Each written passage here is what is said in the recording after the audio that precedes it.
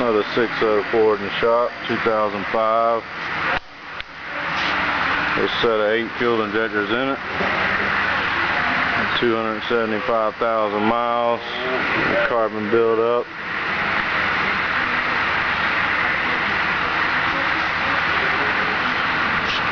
And of course, got the coolant turning orange. Get this stuff changed. I recommend about every 30,000 miles.